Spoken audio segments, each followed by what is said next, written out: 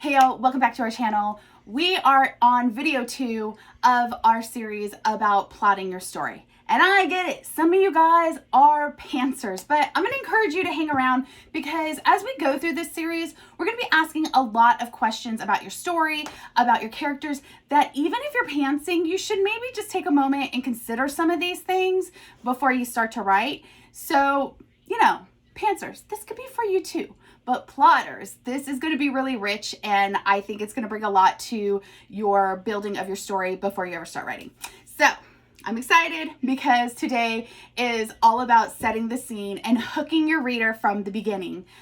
This is so important, especially for people that are writing on Wattpad, because we are dealing with such a short attention span of the reader. But it's also important when we're writing for publication. The readers need to be invested in our story from the beginning. And we want you to hang around because at the end, we're going to give you the number one thing that you should be sharing with your readers via your story from the beginning. You should not leave chapter 1 without your readers knowing this. Also, if you're enjoying this video, make sure that you subscribe. There's no better way to reward us than to become one of our followers if you're enjoying our videos, and then give this video a thumbs up, and then turn on the notification bell so you never miss a Friday upload. All right. All that's out of the way, we're going to jump right into one of my favorite things, which is the hook of the story. I am definitely one of those people that has a short attention span. I want to know where we're going, who's involved, why I should care from the get-go. I do not want a lot of setup with the scene and all that. I want to feel like I care from the start. So I think that's really important to a lot of readers. Okay, so in the last video, we did talk about setting just a little bit. I want to review because that's what you do when you start a new lesson. So just to review for a second. Please teach us, Miss Vaughn. Setting is time and place of a story.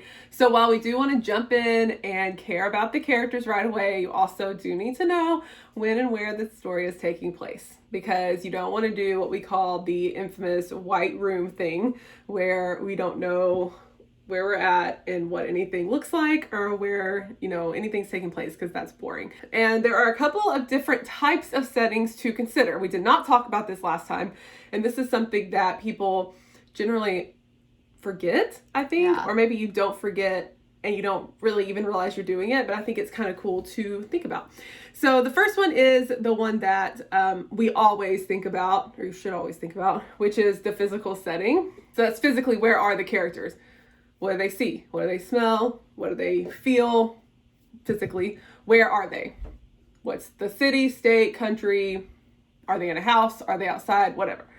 But then are the other kinds of settings that go a little bit deeper. The emotional setting and the psychological settings, which are very similar, but a little tiny bit different.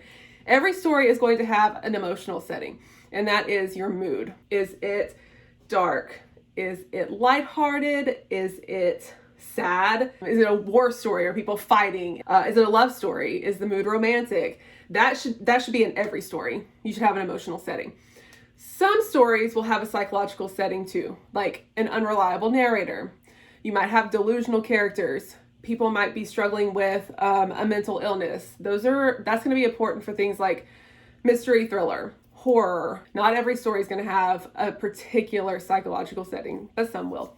And then you've got your social historical setting. So if you're writing historical romance or nonfiction, if your setting is in the Civil War or the Vietnam War or whatever, that is a social setting. Your characters need to reflect that historical time period. You don't want to have your characters on their iPhone in the Vietnam War. Do your research. Exactly. That's what I was going to say. That if you're choosing to do something that's true to history, then you don't get a whole lot when it comes to the setting. You don't get a whole lot of play in that. You just get to play mostly with the characters. So the research behind that is really important, especially if you have somebody that's an avid lover of that kind of time period.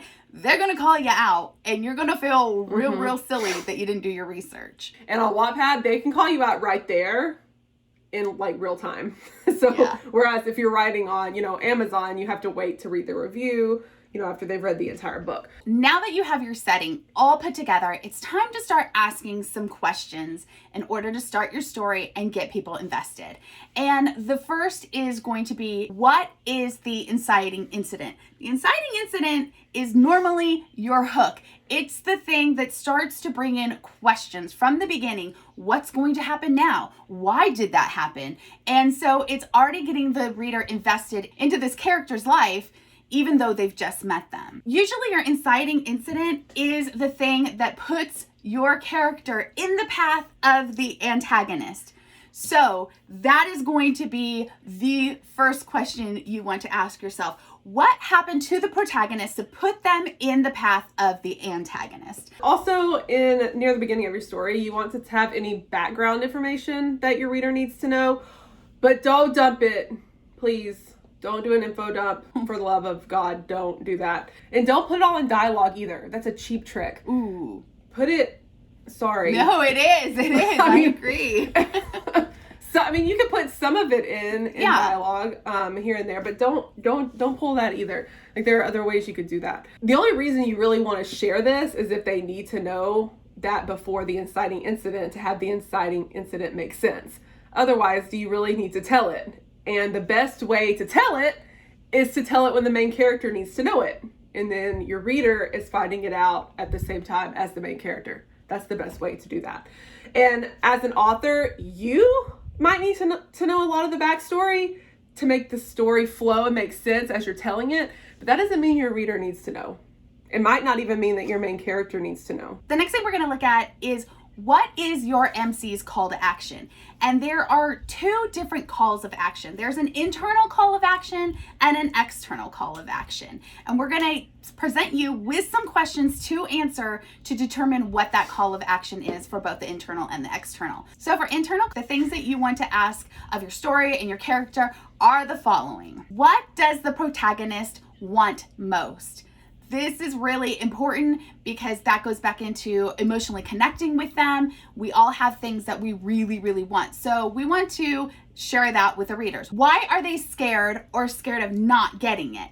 This also becomes their internal conflict. If they get it, then maybe if they'll lose a friend, or if they don't get it, maybe they'll lose a friend. So whatever that is, we want to know why this thing they want. There needs to be a reason that it might not be the best decision for them, or maybe it's a life or death decision for them. What stands in the way of them having it?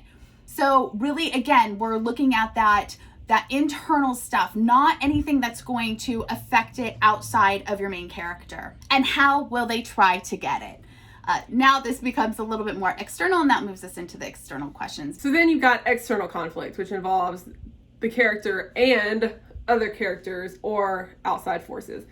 What does your protagonist want to accomplish or obtain physically outside of themselves? What is it that they are going for? Is it another person? Do they want a relationship, or do they want a new career? Do they want money? Does that have something to do with money? And a new object? I don't know. Like, is it in a fantasy? Is it like the throne? Are they trying to be king or queen of a new realm? Whatever it may be. Who will it impact if they do or do not? Kind of like what you were saying with the village thing. If they do get it, who is it going to affect besides themselves? If they don't get it, who is it going to affect besides themselves? What all is at stake here? You don't want to have a so what situation with your entire book. And then how will they go about it? Because when you have the how will they go about it, that's where like the most exciting part of your story occurs. What's going to happen when they finally say, okay, here I go, screw it, I'm doing it. Yeah. What's going to happen? And that's when like all of the stuff's going to like start to unravel and go down. So those are the questions you need to be asking from the beginning to hook your reader. But there's one thing that we believe that you have to share with the reader about your character in chapter 1. This is where people really, really start to invest in the character and feel something for them. And that is, what is their fear? We are talking about a deep internal fear. So it does play back into all of the internal conflict back in them, but you want to make sure that the readers understand that fear from the first chapter, because that fear itself leads into a ton of questions of what happens, how are they going to overcome it, and it also plays into our character arc. Now that we know where the character is and what conflicts they will face throughout the story, it's time to take that conflict and put obstacles in their way that will stop them from getting what they want. We're going to raise the stakes and keep the reader entertained and invested throughout the story. So make sure you check out next week's video where we talk about that.